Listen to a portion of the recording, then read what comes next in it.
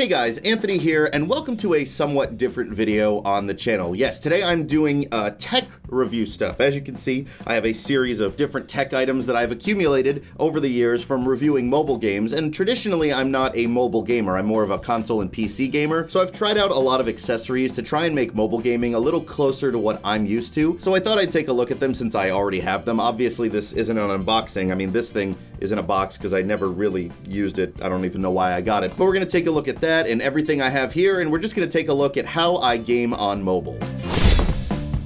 Alright, starting out with the most basic item I have, we have the Starlight game controller grip for smartphones, fits phones 4.5 inches to 6.6 inches black. Oh, why do they name them these things? I understand that they have their own real names, but I'm gonna call them that since that's the stupid name that they put on Amazon. This guy, as you can see, is just a very simple set of controller, grips that you spread out like this, put your phone in. Where's my phone? Hang on, I'm gonna take my case off. A lot of these things are designed to work, with cases, but some of them don't fit it, so I'm just gonna use the phone as it is. So as I was saying, this controller grip is very simple. It's a grip. You put your phone in here. Ready? Ta-da! It's a very, very simple product. I've probably used this grip more than anything else we're gonna look at today because, while everything else has its purposes, like that thing's good for this, that thing's good for that, this can almost be used universally anywhere at any time. But this just really frees up your thumbs and allows you to just kind of play it more naturally. You just using this alone has made games more enjoyable on mobile for me, not being a traditional mobile gamer, whatever that is. Come on, where are they? We gotta kill one person. There we go. It was probably a bot anyways. As far as other features on this, it does have a kickstand, so if you want, you can put that down and then place it. This doesn't make much sense, but if you wanted to pretend like this was a Switch, have the controller set up here. Obviously, controller doesn't work in Call of Duty Mobile right now. I actually have Shadowgun Legends downloaded to try that out later, but, you could have a similar to a Switch experience with your phone. Our next item is a little questionable. It's called Mobile Game Controller Mini Game Joystick for Touchscreen Phone iPad. Rolls off the tongue. But that's this guy right here, this package, which I've only opened like once and tried out a few buttons, so we're actually gonna play with it today. But it's a series of buttons and a joystick, and it's been fun to watch mobile gaming become a thing, and the implementations that people will come up with to make it easier or make it more viable. Oh, it comes with a nice, pretty little case. Ooh, iStick, joystick and buttons for smartphone gaming. I'm getting a Chinese vibe. Is anyone getting a China vibe? Can anybody read that? Can anybody read that? Ooh, there's a nice foam. Let's start with the joystick. So I've seen a lot of things like this, where it's a very simple design. There's a little coil right here, and this part touches the screen, which acts as your finger and allows you to basically have a physical joystick. So on this phone, I'm using the Note 9 if anyone's curious. We could probably, if I want it kind of over there, I gotta place it like that. But it gives you that feeling of a joystick returning to the center, which you don't have on a mobile device. That's why it's always been a little weird to aim, or at least to move. With a traditional joystick, when you let go of it, it returns to the center, but on mobile, you don't have that feeling. All right, now these I've actually never seen before, which are these little, they're like buttons. They're weird. They're obviously suction cups. They have little suction cups that go to your screen, but you can press them down and they act as a button. Now I could see these things being useful in maybe a fighting game, but I don't know about in a shooter, but we're gonna see. Obviously I would want one right on the fire button, maybe aim down sights, that makes sense. So you'd have like a quick aim down sight button and fire. Also, I know there are better options as far as triggers and other things like that, which we're going to get to, but right now I'm just sticking with this thing. And there, we'll add one more. Should I lick them? Is that gonna be gross? They don't stick super well. I'm gonna do the, and then the, I'm not gonna full on lick it because that'd be a problem. It certainly doesn't look very pretty, but I guess it doesn't cover up any more than your thumbs usually would. Poor little orange one just sits there all alone. We don't need you, orange, get out of here. Oh, I didn't think this through.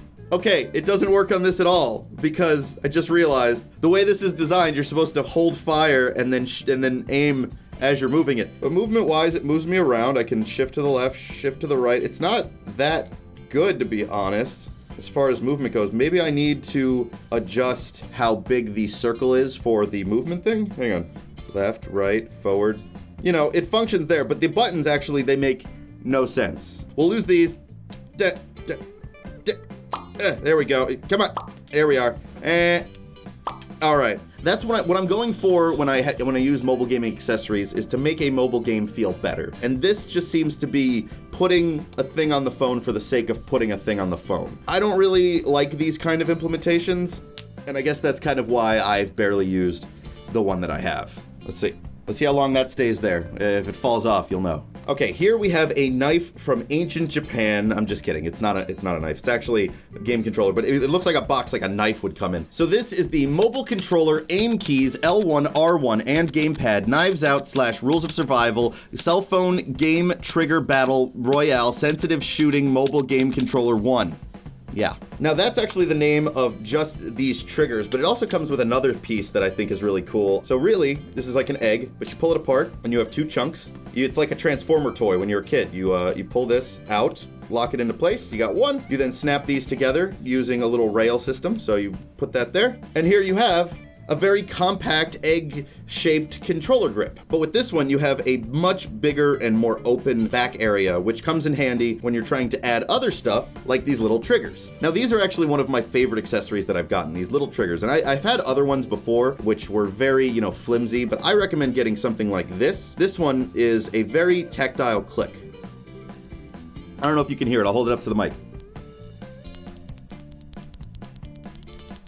These ones have a very satisfying click. So the way these work, if you've never seen a trigger like this before, basically you hook this on the back of your thing and you tighten it down. And now, simple as that, I've added a trigger to my phone. As you can see, it just holds on the back, it loops around, and where this contact point touches the screen is where it clicks. It's kind of like the buttons, but in an actual place that's usable. Honestly, this is one of the best additions you can get on a mobile gaming setup if you're a console gamer. While the other one is more comfortable and I use it more often, this one is what ultimately makes mobile gaming feel like what I'm used to, which is, especially playing like Call of Duty Mobile, feels very natural. Let me show you. Now, you have to make a lot of adjustments to make these things work. Like the map has to just go somewhere, and a lot of the buttons need to just be moved around. But once you're in, see, this frees up your thumbs to be able to use the screen as basically two joysticks. The biggest problem I think people have with touchscreen gaming is having to tap the screen. But when you're just using it to aim, it's surprisingly accurate if you're not, a mobile gamer. So, bam, done. Instantly feels like Call of Duty. You aim down sights with the left, pull the trigger with the right.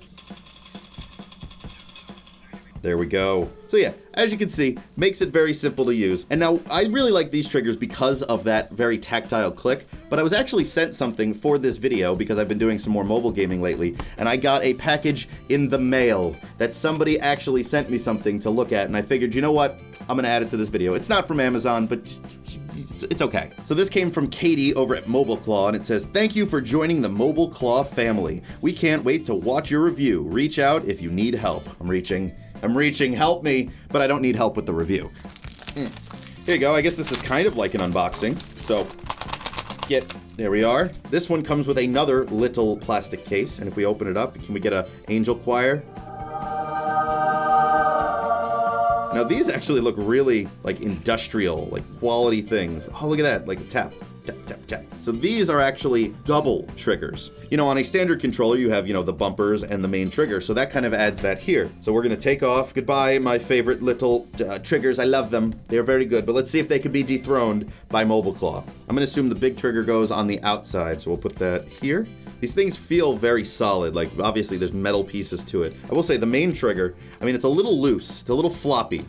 So it's not, as satisfying, I don't think, of a click as the other ones were, which are that very satisfying. Uh-oh.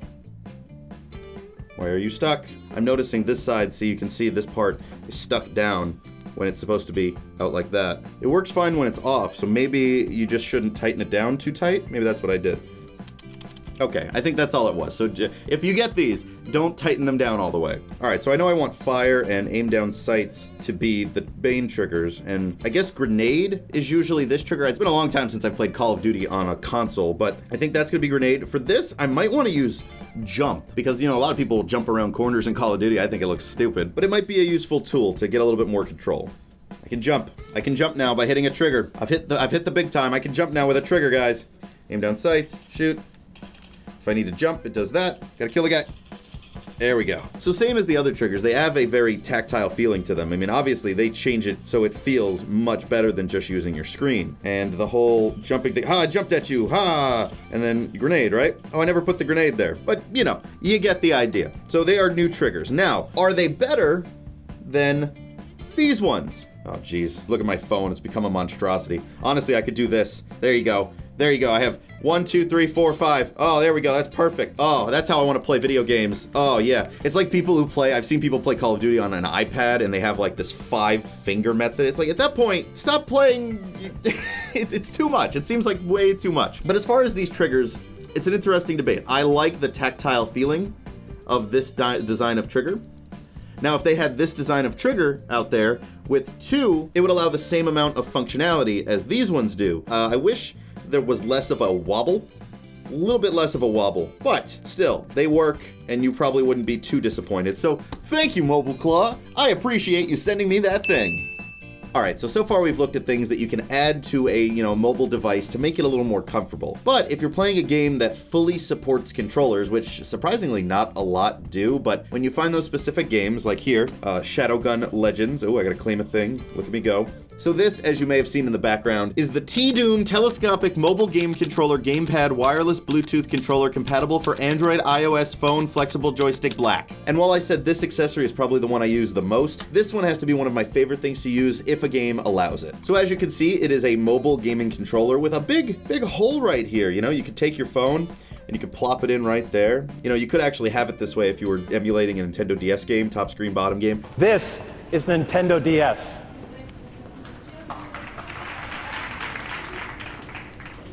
But obviously you don't want the screen like this. That's why it does that. Shatik? I don't know what that is.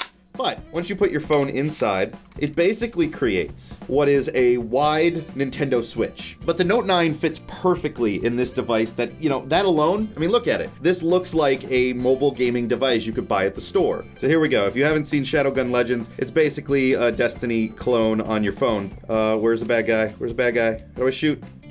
What? Shoot?